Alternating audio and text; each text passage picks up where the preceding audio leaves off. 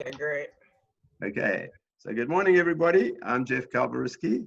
I have the honor to be your online host in these weird days. I hope everybody is hunkering down at home and social distancing and all that kind of good stuff that we now have as part of our important parts, maybe the only parts of our lives. So this is a great way to, keep in touch and, keep Benson going. So today we start the session on internet security for seniors.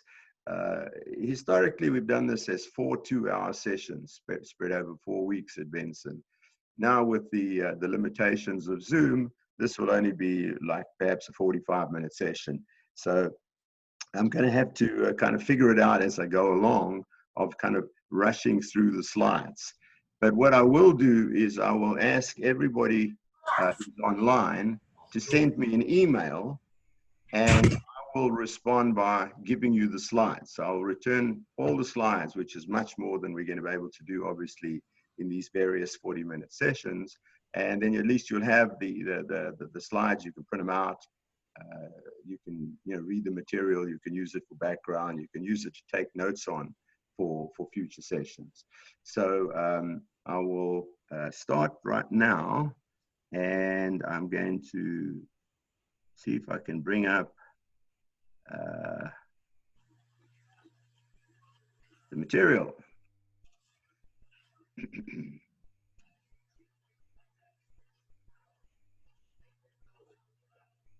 One second.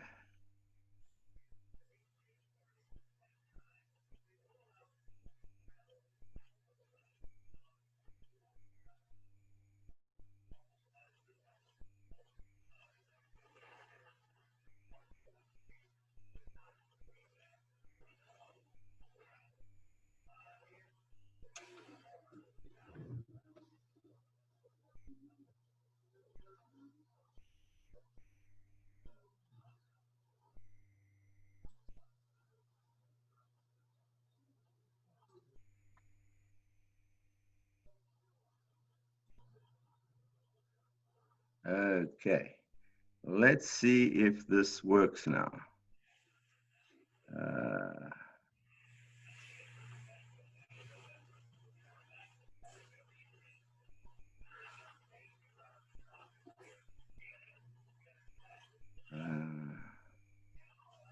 Oh dear.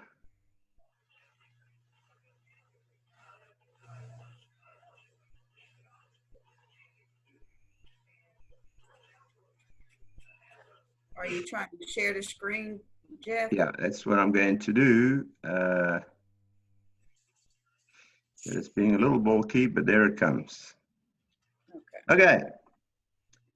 Can you see that? Wait a minute. I need to do one more thing. I'm sorry.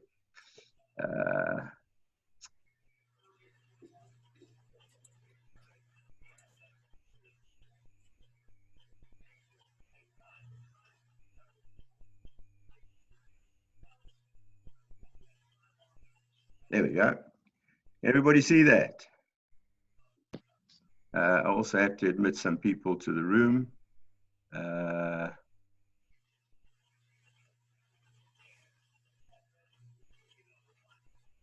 Okay, wow, we've got 11 people online.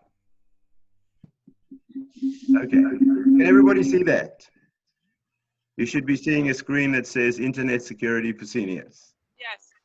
Okay, if anybody can't see it, either send me a text or say you can see it. But I'm going to move forward now, and I'm going to go fairly quickly, given that we have this limitation on time, and I'll have to probably the best way to ask questions is going to be through the chat.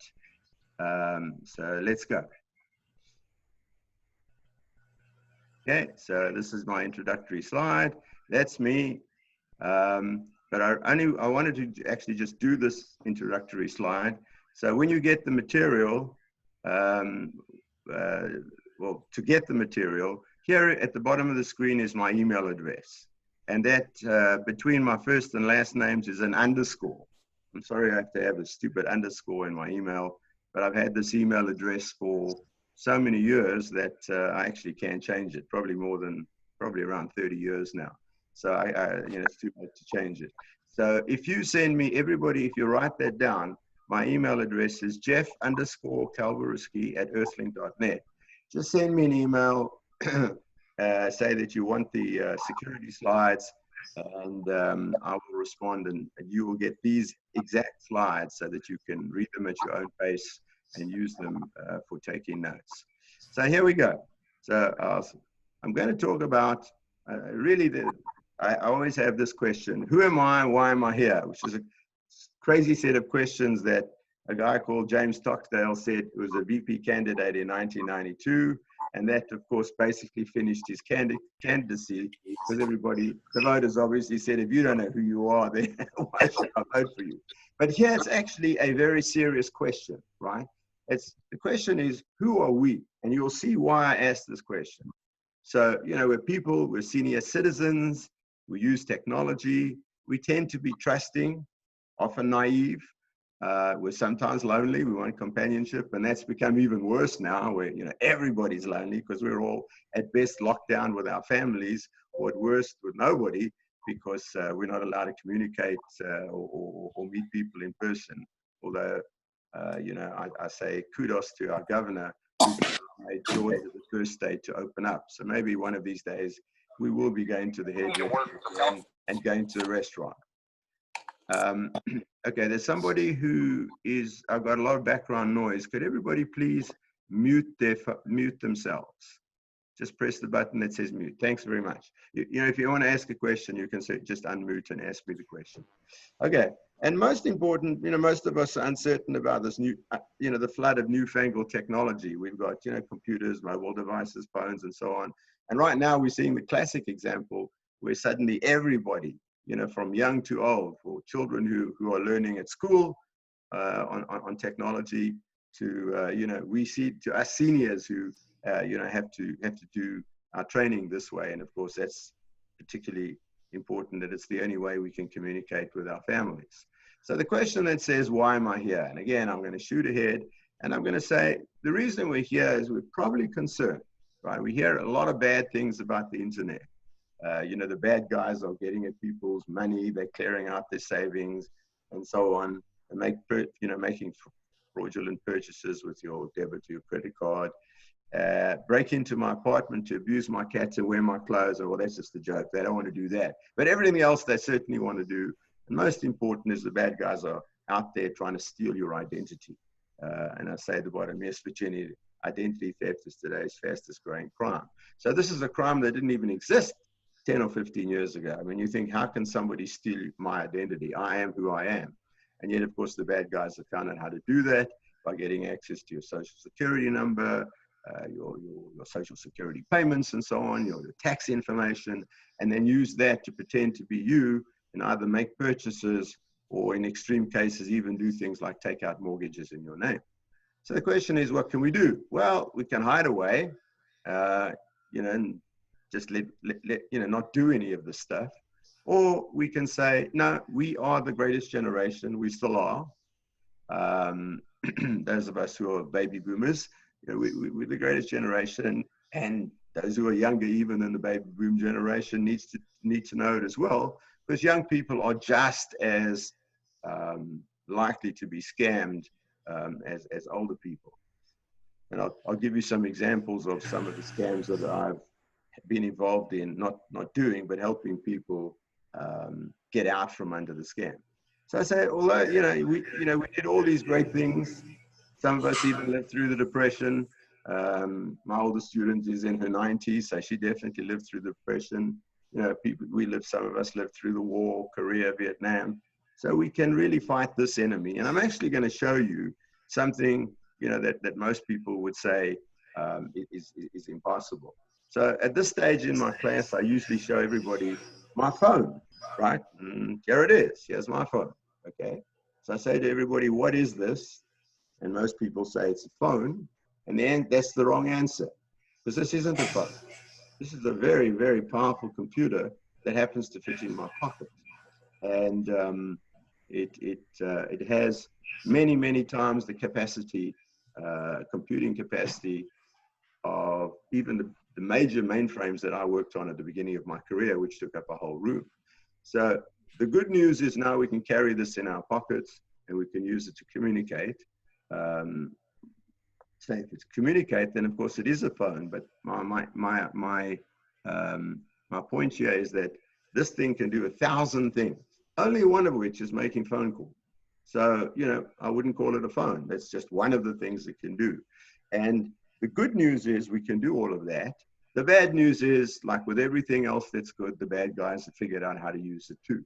And so what we need to understand is what are our weaknesses, what are their strengths and weaknesses, and what we can do to protect ourselves.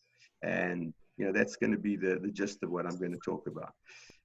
If I'm going a little too fast, don't worry. I will take questions and we will slow it down and we'll get back to the, you know, the details as we move forward. So here I want to give you a little piece of advice from the past. This is from a famous book written in the 5th or 6th century BCE, right? By a famous Chinese general called Sun Tzu. Of course, these days, you know, talking about the Chinese military is it's not so politically correct anymore, given what's happened over the past several months. But, you know, I can change it now. And of course, Sun Tzu, who was really just a military general, had nothing to do with what's going on today. But basically, he wrote this famous book on war, which Norman Schwarzkopf, you know, proudly said he drew inspiration from, you know, when he fought the first Gulf War. And Sun Tzu was full of useful advice. But the only piece of advice I want to give to you is what he said. If you want to be a general, you want to fight a war, you have to know your enemy and know yourself. So that's why I asked the first question is, who am I, right? Why do I need to know who am I? Well, in this context, who am I means, you know, what do I know? What do I not know? And what are my strengths and what are my weaknesses? So if I can build on my strength and not allow the bad guys to misuse, I guess is the word, my weaknesses, then you'll actually see that this is really possible to do. Now, getting back to this phone, we all know that this is the way the bad guys get to us. You know, you know, we read all the stories, they hack us, they've hacked companies and so forth. And I'm going to make the rather astounding claim that if you know what you're doing, nobody can get into this phone. Not the US government, not the CIA, not the Russians, not the Chinese, not the hackers in Korea or the hackers in Nigeria. None of them can get into my phone. Everybody says, what? You know, the city of Atlanta got hacked. Large corporations read about every day are getting hacked. What do you mean nobody can get into my little phone? But I'm going to prove that that's true to you. And funnily enough, it's also true for all those large corporations. And the ones that have been hacked, the stories that they tell you in the press, they never really tell you how they got hacked. So now we just accept the fact that you can be hacked. But actually, that's not true. Because none of these companies think about what are their own strengths, what are their own weaknesses, and equivalently, what do I need to know about my enemy? So let's see what we can learn. What do we need to know about me? So again, I said, you know, why are they targeting me? I haven't done anything to them, right? But of course, you know, they know that we, especially seniors, are not particularly up on technical things. Many of us just don't have a lot of background in it. And also that last point, we tend to be law-abiding citizens who respect and obey authority figures. And you think, well, you know, how can that be a weakness? I listen, you know, if a cop stops me, I don't start a fight with him. I say, yes, sir, and I give him, you know, yes, officer, and I give him my driver's license. Or if I get a letter from the IRS, I don't throw it in the trash. I know I'm dealing with Uncle Sam or from the Social Security Administration. I take it seriously. But you'll actually see that they have figured out that that is a way that they can use to inveigle us. And we'll see a little more as we move forward. Keeping going here, you know, what do I know about me? Well, I may be lonely. Many of us are lonely today. I think we're all lonely today, right? My grandchildren now think that we're two-dimensional cartoon figures on Zoom or FaceTime. You know, we're not people anymore. We may be single, looking for companionship. We like to do good works and join societies, right? That's what we are. We like movies. You know, we like to watch maybe old movies. And most important, and this is they know all of this stuff about us, we tend to be retired with some money. We may have some savings, some investments, some social security, and so on. So I say to, you know, everybody, people say, well, you know, why the hacker's going to go after me? I'm just an ordinary person. Well, the answer is that they're not going to go after your grandchildren for the very simple reason, or two reasons, I guess. Maybe your grandchildren are a little more tech savvy, but sometimes not. Most important, your grandchildren don't have any money, right? If they're 10, 12, 14, 16, even 25, they don't have any money. But they know that we seniors who are retired, we've got some savings, we've got some social security payments, and so that's what they're looking for. That's the bottom line, so to speak. Okay. So these are fine character traits, but the crooks are going to try and exploit them to achieve their goals.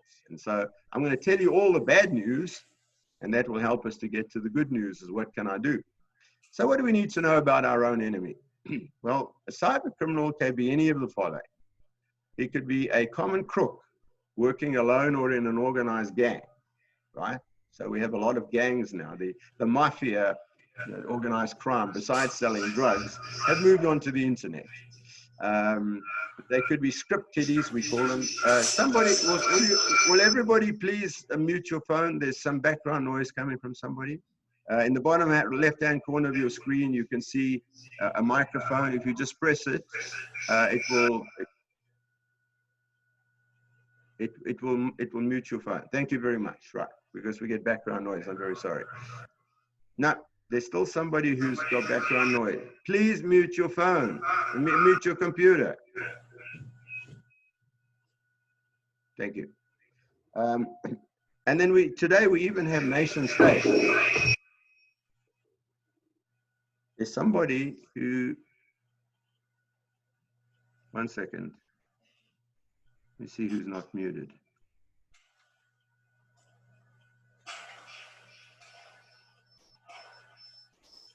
I'm asking everybody very kindly, please, to mute your phone, mute your device.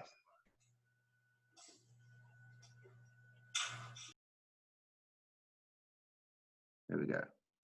Okay, I think I've got it. Okay, so now we start learning about the enemy. So well, let's just look at the previous slide, and kind of remember that Bernie Madoff is a classic example. Although he wasn't truly a cyber criminal, he certainly used these computers to make people think that they had investments that they didn't have. So he was really an early cyber criminal, right? And people trusted him to invest their assets, which he then stole and used for himself. And the same is true for today's cyber criminals. They are not your friend. But the interesting thing is they are going to pretend to be your friends, as you will see as we move forward. So what do I know about my enemy, right? They are ruthless. They want to gain access to your wallet. They will use every trick in the book to scam you into letting them in the door. So again, getting back to this phone, why do I say nobody can get into this phone? Well, we don't have time to talk about the defenses on the phone. That is, more for the iPhone and the iPad course and the Android course. But the real issue is that nobody can get into the phone unless we do something stupid. We let them in the door. So I guess we have the situation that, I go on vacation. I'm going away for a week. So first I post on Facebook that I'm going away for a week, which I saw one of my friends actually did recently. They were going out on vacation before Corona. And they posted it on Facebook, which is incredibly dumb. But let's say I go on vacation, I post it on Facebook, and I also leave the front door open. But when I come home and I find my TV set's gone, and perhaps the fridge as well, whose fault is that, right? And the answer actually is, well, the bad guy is a criminal because he stole my TV set. But basically, I let him in the door. And so what we're going to talk about much more as we move forward is this phone has a pretty solid steel door around it. But we idiots, and I include myself in that, we open the door and we let the bad guy in. So our front doorbell rings at 2 o'clock in the morning, and we go downstairs and we open the door, right? Not very smart. And yet that's exactly how we get hacked, how Equifax got hacked, how the city of Atlanta got hacked, exactly the same way, which, they never report in the press, but I will tell you how it's done. So basically, they are ruthless. And when I say ruthless, you can't believe how ruthless. There was a story, and I might as well send you a copy of the article. A retired nurse, I think in Texas. They took her for everything she had, all her money in her bank. She had 2 or 3 bank accounts. They got all of that.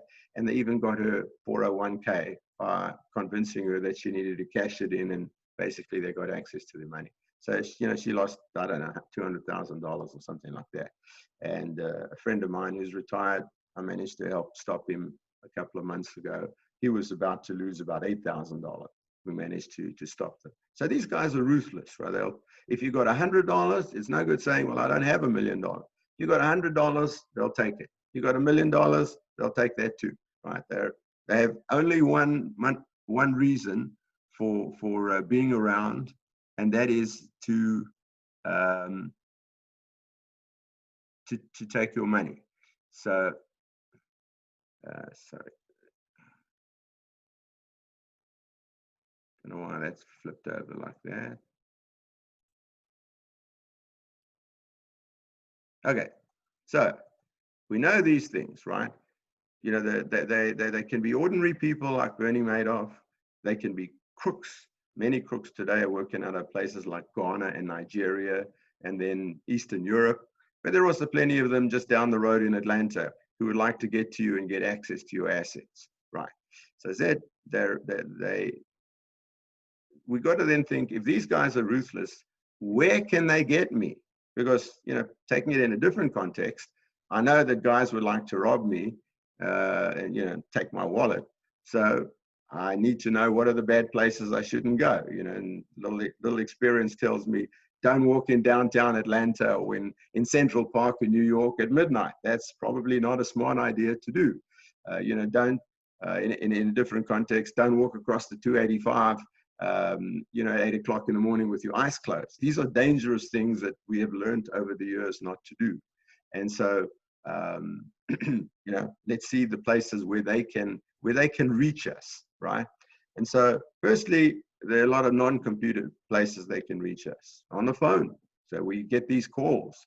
This is Microsoft or the IRS or your bank or Google calling. Many of us have perhaps many of you have already received these kind of disturbing calls. We can get fake letters, that looks like it came from the IRS or the bank or the Social Security Administration. The bad guys very seldom anymore use snail mail sending you letters like they used to do.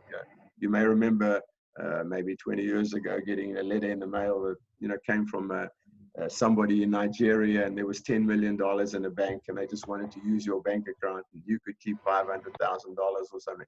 They don't do that anymore because it costs them time and money. And nobody wants to buy a stamp and put it on an envelope and mail it out.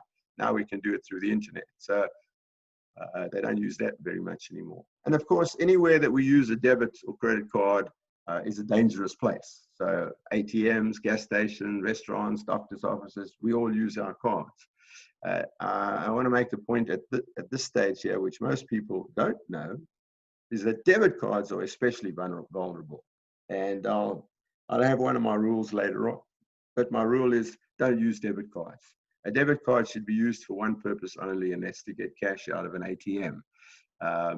The reason why a debit card is so much more dangerous than a credit card is if your credit card is used for fraudulent purposes, most credit card companies will give you your money back. Providing you report it within a certain time, they will reverse it. And the poor old merchant, where they use your credit card to buy a TV set or something, the merchant will eat it because they didn't check carefully enough. A debit card goes directly against your bank account. So of course, if I get access to your debit card and I withdraw money from it, it's gone. It's gone. There's no way to get it back. It's gone. And of course, I can't make a $10,000 purchase with your credit card. That will, immediately, if I try and make a huge credit card purchase, it'll be looked at more carefully.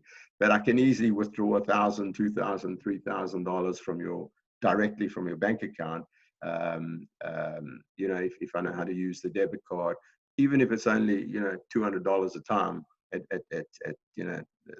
The bad guys have done that by driving all over town, withdrawing $200 and building it up to substantial amounts of money. The banks have got a lot cleverer on that, but don't do it.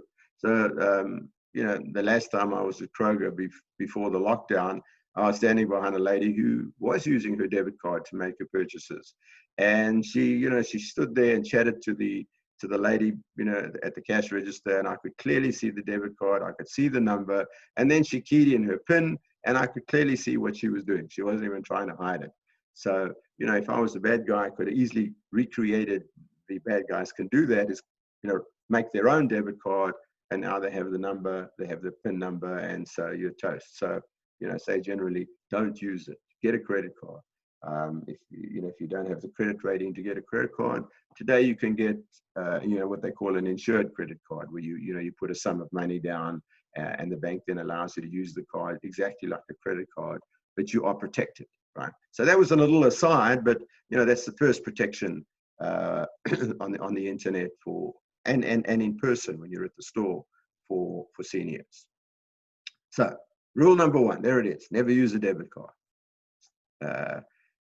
I know the banks are not going to be too happy with me saying that, but the debit card is really for getting cash, pretty much. It's too dangerous to use unless you're really, really careful about it. Okay, let's keep going. What do we know about our enemy? Right, so they now got a whole lot of new places that they can get us. Much more than just walking in downtown Atlanta at midnight, or walking in Central Park at midnight. They got many, much more favorable to them places they can waylay us. So they can make robocalls, right? So we all get robocalls, and they've got all the scam stories will set our hair on fire. So I'm sure we've all had that, and I'll talk to you about how we can defend against robocalls as well. It's possible to actually stop all of them, or most of them. The most important ones are the next two. Scam emails addressed to you, spam or scam, whichever way you want to go, and fake Facebook posting. So there's a lot of stuff that goes on fake Facebook, and and as an aside here, I would say that when I first started at Benson, my first course was on Facebook, for seniors, all the ways to work with Facebook. I stopped giving that course because I'm now fully of the opinion that seniors should not be on Facebook. Although it's a wonderful, wonderful idea, like most good ideas, the bad guys figure out how to use it. And Facebook has tended to become a cesspool, a very dangerous area where, you can get, people now know a lot about you because we put it out there. We tell them who we are and where we were born and what school we went to and all that kind of stuff. And so they then, you'll get, I've had it personally, where you get messages from somebody saying, hey, we were in high school together. Don't you remember me? I sat behind you in math. Or we both were in Mrs. Jones's English class. And he says, well, I don't remember this guy, but, he does know which high school I was at. And Mrs. Jones was my English teacher. So you start a conversation, and that's, going down the slippery slope. So I hate to say it, because Facebook is a marvelous feature for, people keeping in contact and getting information directly from your friends and your family, but it's just too dangerous. And the other one, which is much more technical, is that there are websites out there with dangerous software on them. And if you ever go to the website, either directly or you are sent there without your knowledge, and I'll talk about that too, the website will put software on your computer, which then can do bad things to you later on. Very seldom will they ever do put software there that's going to do good stuff for you, right? So generally, it's going to be bad. So say, remember this guy, Mr. Sun Tzu? I don't know how anybody knows what he looks like, but we've got pictures of him. He says, if you know the enemy and you know yourself, here's the full quote, you need not fear the results of 100 battles. So again, we're starting to understand ourselves. Like I said, what are our weaknesses? Our weaknesses, which are often good things in a moral sense, our weaknesses when we come into the internet world is that we may be lonely. We listen to authority. We get emails. We tend to be naive and trusting. In general, we tend to be trusting, and they will use that against us. If you know your enemy, now we're starting very gently to learn who the enemy is and what they can do and why they are going after us. And also a little aside here, this is one of the occasions, most people say to me, well, I don't understand that, but my grandchildren do, or my children do, and I'll ask them. right? My 3-year-old grandchild knows more about using technology than I did, when I was at college. But here's one case where that doesn't really work anymore. Most young people, I go so far as to say all of them, except a very small number, who may be studying security, understand anything about this. They are just as naive as we are. They may get scammed in different ways, but they don't understand what the issues are and the dangers that that there are out there. That's why an Equifax, which has 50,000 employees or something, can get hacked. That's why the city of Atlanta, which has got hundreds and hundreds and hundreds of employees, very smart people, many of them, been using technology. They're millennials, so they've been using technology since they were 5 years old. They got pulled into this, and the net result was that the city of Atlanta was brought down for, I don't know, 6 or 8 weeks. And we had a situation where people were sitting in jail and they couldn't be let out of jail because nobody knew they were there. The records were not accessible. People couldn't pay their bills. People couldn't pay traffic fines, which means, technically you don't pay the traffic fine, you're going to go to jail. Not funny stuff. And it all happened because some young person, would be my guess, let the bad guys in the door. So even though the city of Atlanta probably spends millions of dollars on security and protection and antivirus and all that kind of stuff, the bad guys just cocked a snook at them, went like this to them and said, forget about it, and came around and got inside the door. And that's what I want to, discuss over these sessions and make sure that you understand that you can stop them from getting in the door. So let's all keep Sun Tzu's advice in mind at all times. Know the enemy and know ourselves, right? We have to look at ourselves in a rational way and say, could they take advantage of me like that? And the problem is, I know far too many very smart people that have been taken advantage of. I saw a documentary one time on, the famous Nigerian scam I mentioned earlier, where you get an email, or today you get an email, the old days you got a letter about, the Nigerian prince who's died and there's millions of dollars in a bank account and blah, blah, blah. Complete nonsense story. They did an article on it, a documentary, and there was a medical doctor from Texas, whose name, of course, shall remain confidential, who was taken by this scam for $50,000, right? And so we need to know that all of us, there's not one of us who isn't liable to this. I've heard experts, on the so-called subject, talking about scams and that, and how to protect yourself on the internet, but they don't really know the issues that we are going to be discussing. And they're not rocket science. None of this is rocket science, but for some reason the press doesn't give us much information. So, famous quote here, attributed to Warren Buffett. Look around the poker table. If you don't know who the sucker is, you're it. So, if 4 of your friends say to you, hey, we have a poker game on Sunday night, small stakes, $5 or whatever. How'd you like to join us? Come and have a few beers and we'll play, play a little poker. Well, as they say, if you don't know who the sucker is, you're it. And you're the one who's going home without your clothes in a barrel, right? And so, why do I bring this up? Well, again, you will see that in a very real sense, there's a poker game going on all the time on the internet, all the time. You may not believe it, and I don't mean a real poker game. I mean a conceptual poker game that you are playing, but you don't know that actually you're the sucker. And that applies to all of us. And we'll see what that means in a few slides. So let's now talk about emails. Right. First of all, email is absolutely ubiquitous today. Everybody's got it.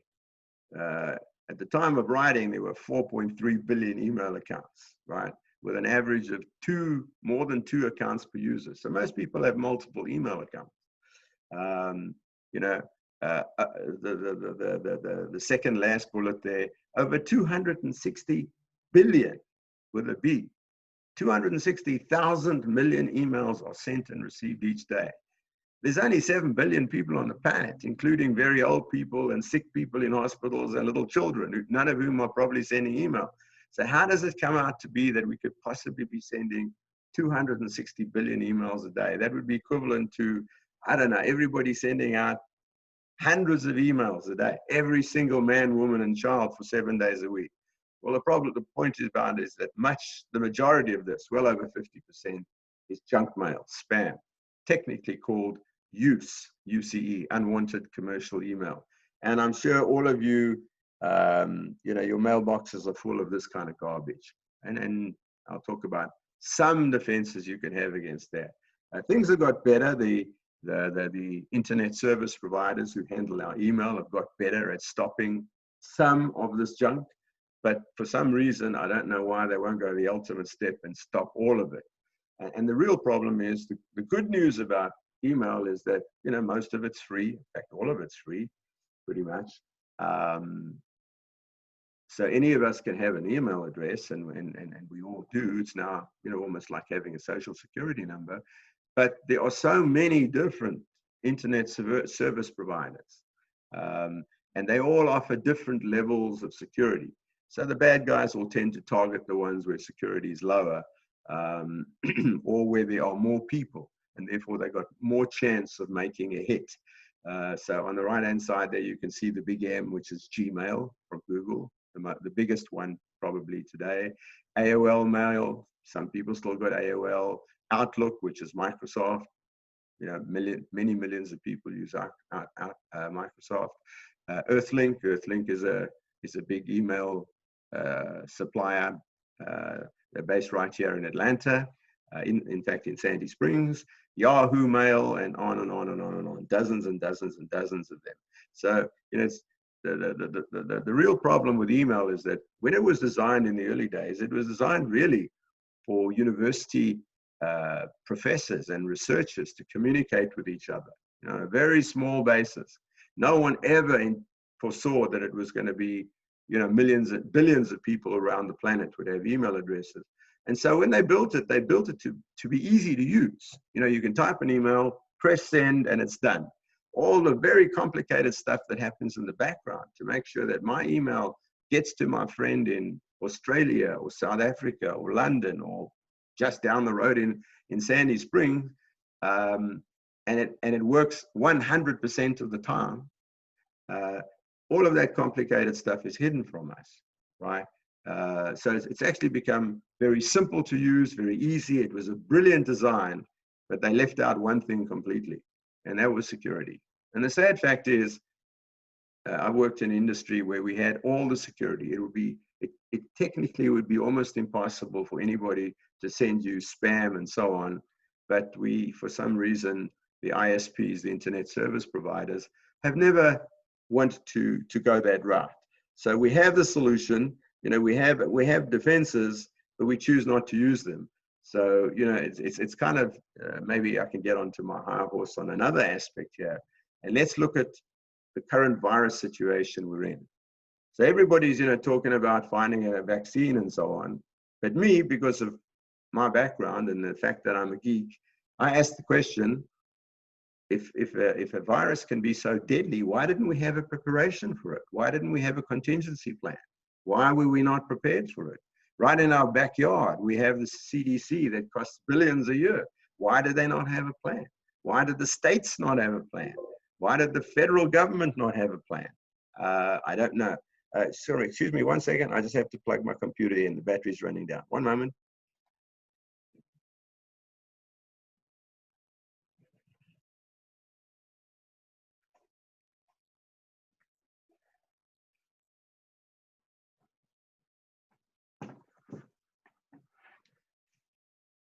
So the weird thing is that, I haven't seen a single newspaper address this problem.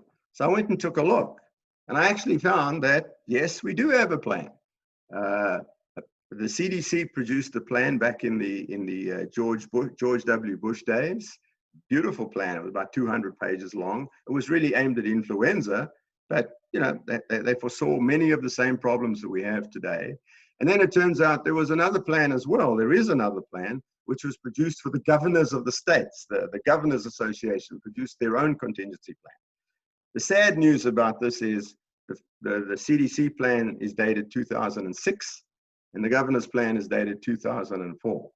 So basically, we did have preparation for it, but we didn't use it. So what I want to, why I went off on that tangent, and it still makes me really mad, and I haven't had an answer from anybody of why we didn't activate the plan. The plan, of course, would not have solved all the problems. This virus is totally different, and it's dangerous, and we don't understand it, and blah blah blah. But things like shortages of protective equipment and ventilators and so on were well foreseen in these plans and would have been thought about, but we didn't do it. So what I'm saying now here is that let's not us make the same error, right? That when we do have a defense, we do have a plan, but nobody's using it. And that's why the bad guys continue to win. Apparently North Korea, which we've blockaded, because of their bad behavior, they make hundreds of millions of dollars a year by hacking. They've got professional hackers who are out there. Mostly, of course, they're looking for companies, but I'm sure they wouldn't mind stealing your $10,000 or your $5,000 or your $1,000 if they could get it, because they're very happy to mop up everybody else. So we need to realize that email is a wonderful thing, but it's also the weakness. And this is the vector, the way that the bad guys can get in the door. And we'll talk about that a lot more as we move forward. So here's some of the spam in my inbox in just one day, right? This was a year ago or so, and that's just kind of half of what was there, or a third of what came into my inbox. Now you can see it's all the usual junk here: cannabis gummies and sales, and down in the middle there, Jeff Calvarisky, refinance, refinance the mortgage that I don't have, and buy CBD oil, and blah blah blah blah blah. But what's really interesting, now most people would see that, and most of us will just delete all this junk. But I want to show you that there is actually more to this than meets the eye when you look a little deeper. So look on the left side, and you see the left column where it says sender. Now in each case, it's got an email address, and I'll talk to you, I'll give you more details about email addresses. I just want to finish this slide, and then we can break. The email address, look at the first one. It's got a few words in the front: cannabis relief. Those words can be anything they like.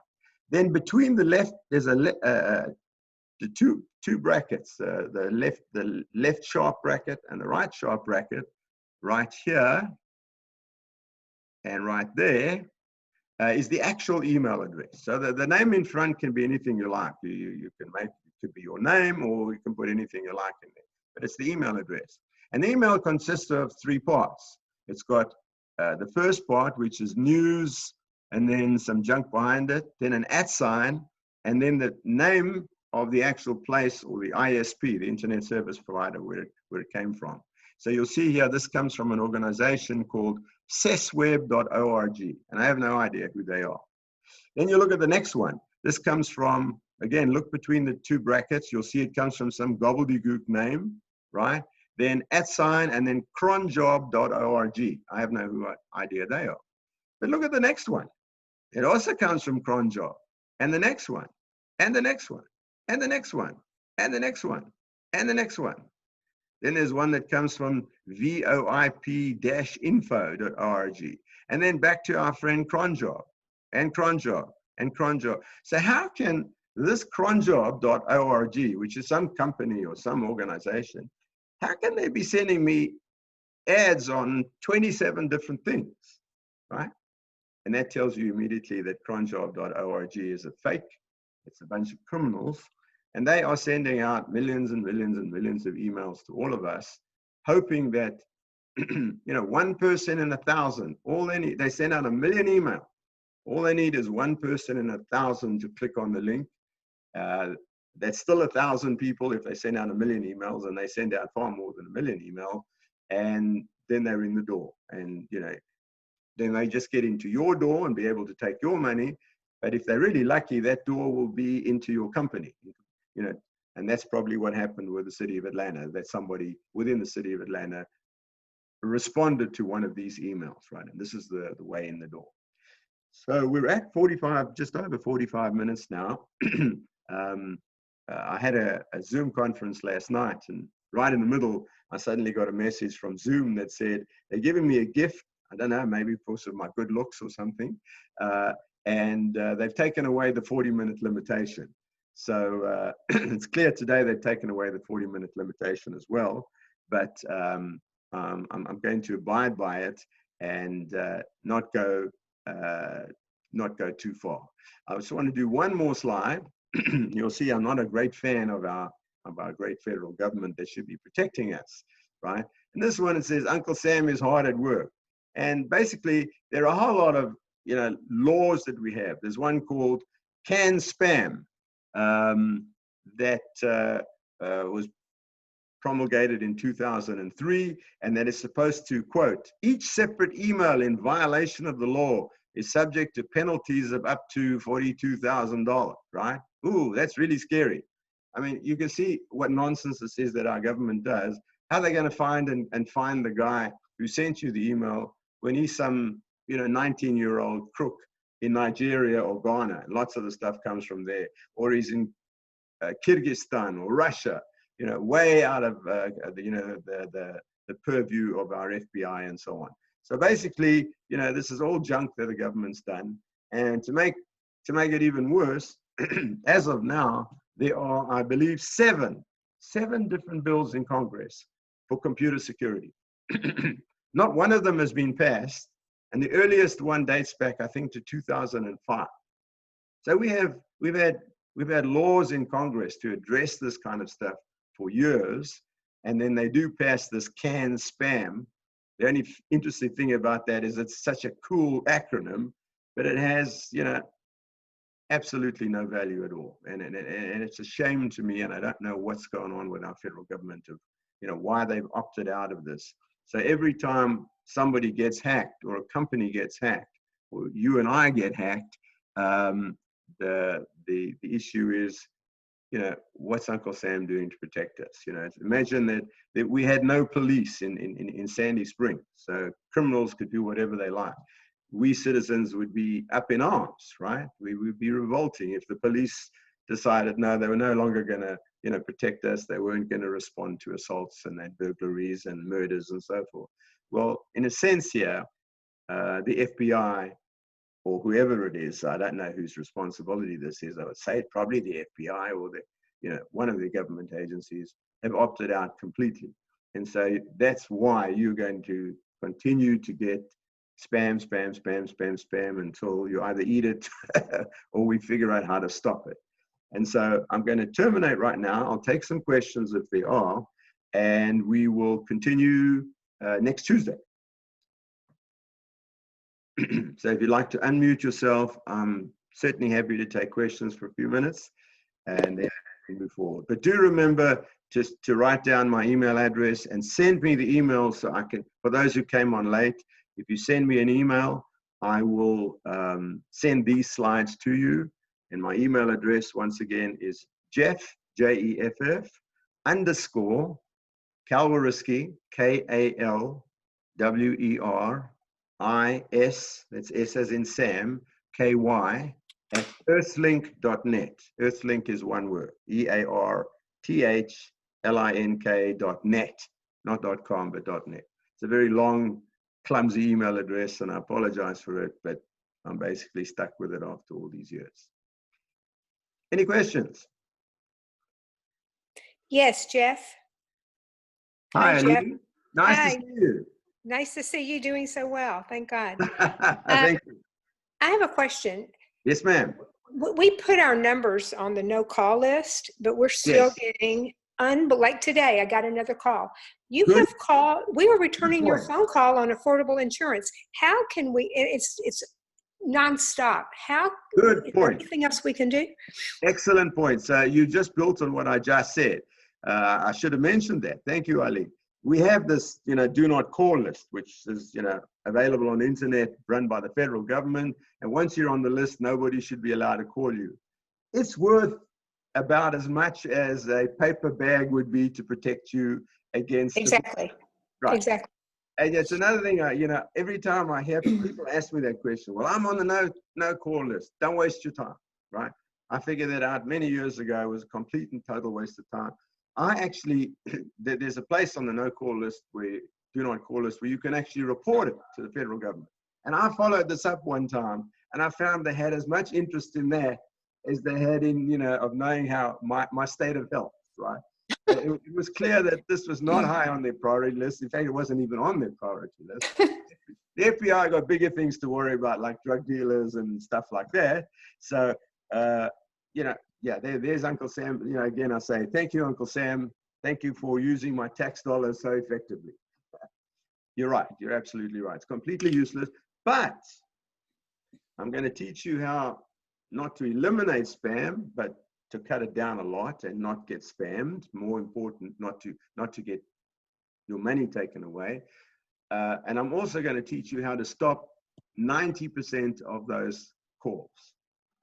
Right. So I get maybe one of those calls a week now, if that. Right. I don't think I've had one in 3 weeks. Wow. Now, does that mean You're they're lucky. not calling? Does that mean they're not calling my number? Of course they're You're calling my lucky. number. They're calling everybody's number. They're not, in other words, they're not calling you. They don't know your number. They've got a computer that starts at 404 11111 2222223, and eventually, given enough time, they'll get to your number. So they're going to get to my number just as they're going to get to your number, but they don't get through to me. And I'm going to teach you how to do that. So that's my cliffhanger to make you come back next week. I'm going to teach you how to do that. Okay. Hey, Jeff. Yes, Hey, ma'am. Jeff. Along those lines, you know, the 27 spam emails that you just mentioned from CRON, are you Right. going to teach us what to do about those so we can get rid of them? Yes. All right. Yes. Wonderful. Now, Thank you. spam, you know, spam, you can stop it entirely because really it comes in from all over your ISP, your internet service provider, whether that's AOL or Gmail or whatever. They stop a whole lot of the crap, pardon the expression, but some amount of it still gets through. I have no idea understanding why. Because if they stop 10, why do they let the 11th and 12th ones through? I don't know. They don't tell me. I think ISPs need to be kicked by the federal government too, because there's much more they can do. Just like going back to Eileen's question about phone, only recently, maybe in the last 3 or 4, or certainly this year, months, but certainly this year, no earlier than January this year, suddenly AT&T and the big telcos, now when you get a call, you sometimes see the message, you know, spam or you know, commercial caller or something, right? I don't know if any of you have seen that. You sometimes now, it actually I can often, sometimes when those calls come through, before my defenses kill it, I see the, you know, commercial caller or some nonsense, somebody trying to sell me, you know, roofing for my house or insurance policies or some junk like that. You know, the real issue is, why did AT&T and all of these other guys not do it 5 or 10 years ago? There's nothing now that they're doing that they couldn't have done 5 years ago. So basically they've said, we don't care, right? If you get a call from somebody and you eventually lose $5,000 of your money because you fall for their scam, it's not our problem, right? Well, here the feds do seem to have leaned on them, and they now are doing something they could easily have done years ago. Why the feds haven't leaned on the internet service providers who give you your email to do a better job, I do not know. I wish I knew more. I wish I could answer these questions, but I can't. It's a mystery to me that, you know, there are, you know, there are crimes going on every second of the day, affecting almost every one of the United States citizens and the rest of the world too. It's the same in Canada and in Mexico and England or what have you. And our governments are doing basically squat to defend against it, right? You know, many of the, one last point, and then we'll end. Many of these calls that you're getting may have, like, for example, a 404 number. So you think, oh, it's somebody in Atlanta. Very often they may even have the same last four digits as your number, right? You may think it's somebody very close to you in the neighborhood. They're actually calling you from maybe Jamaica or Kyrgyzstan or wherever, using Google. Google allows you to make phone call, and Google will assign you almost any number you want. So that number is actually fake, right? The telcos know that. They know where the call actually is coming from because they're putting it through to your phone. So why they can stop it, especially when it's a fake number, you know, it's pretending to be a 404 number, but it's actually coming from, you know, Nigeria or somewhere. They know that for sure. that they've chosen not to, waste, not to sully their pure hands, not to dirty their hands with such like stuff, just to protect you and me. Anybody else? Had an incident last year where I looked at my checking account and one had gone on a shopping spree at Neiman Marcus. Oh, wow. For a I little like that. Sorry, I like that. Your criminals are of a better quality, right? They don't go to Best Buy. They go to Neiman Marcus. Neiman Marcus. Well, I immediately knew it wasn't mine because I don't shop at Neiman Marcus. Me neither. Me neither. Right. I can't even afford to window shop at Neiman Marcus. So that was a big red flag, and it was for over $3,000. Wow. And fortunately, I got it back. Right. But what was strange is I called the store and asked what did they use? They didn't use my debit card number. They used my checking. Your checking account. So they made a fake check or something, right? How did they get the number to my? I don't even write checks anymore. That happened to me as well. I got called by the bank. We detected some strange things happening, and on our bank account, and it turned out that somebody had actually created a debit card. We're not sure. It was either a debit card or written checks. So somehow he got all the details on my bank account. How does that happen? I don't know. It could happen when you use your debit card at Kroger. It could have happened when you use your debit card at a gas station. It could have just been that, you left your bag on the table for 10 minutes while you went to the bathroom, and I snooped through your bag, and I found the credit card and I wrote the detail. We don't know. That's the problem. It's like getting the COVID virus. Mostly you're never going to know who you got it from, right? So that's why we need to have continuous protection. And so, I want to help you with protection against emails, and I want to help you with protections against stuff coming in on the phone. But, the physical card, you really have to protect. So if you ever do somebody... Everybody be just tuning in. Here we go. We'll get ready to warm it up. 1. And down. Up 2. Somebody needs to be muted.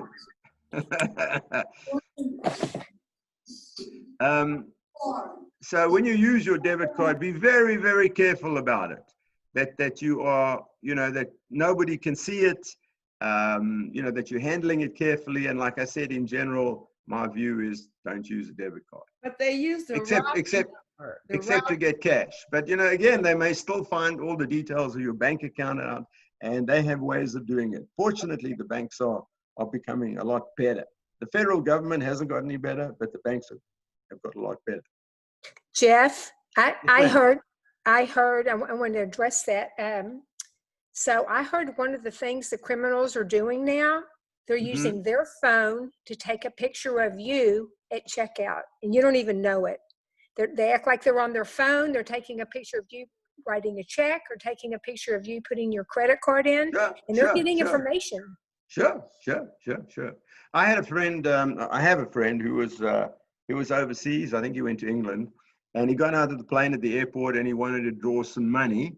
So he went to the cash machine, he put his card in, and he couldn't get it to work. So a very nice guy standing next to him said, "Sir, you haven't put it in right.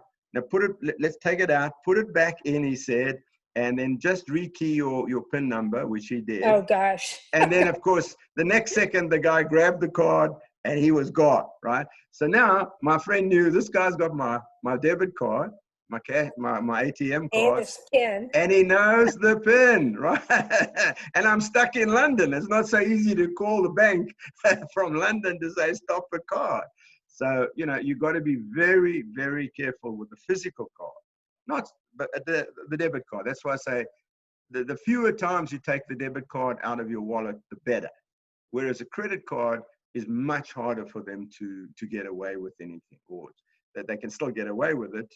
I had a case where I got a call from the bank on a Sunday afternoon to say to me, "Are you in Florida?" I said, "Hell no, I'm standing right here in Atlanta."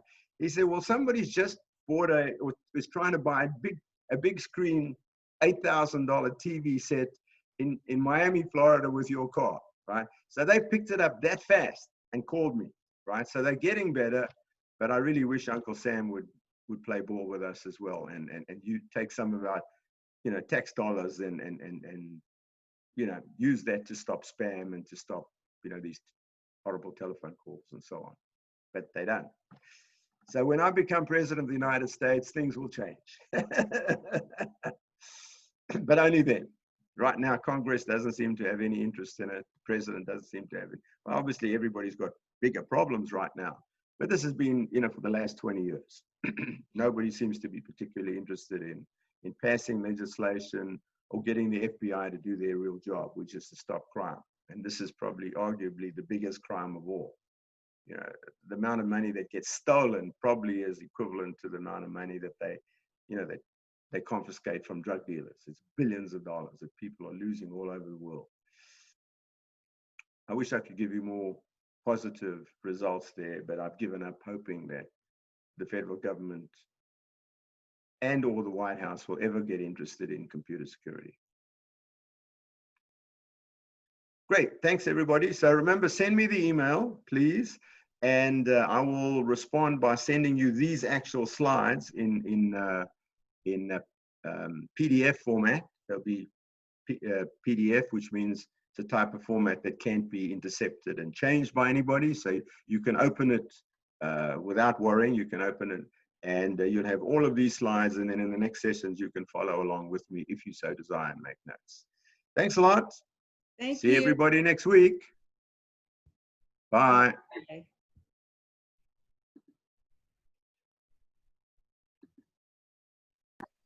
Thank you. My pleasure.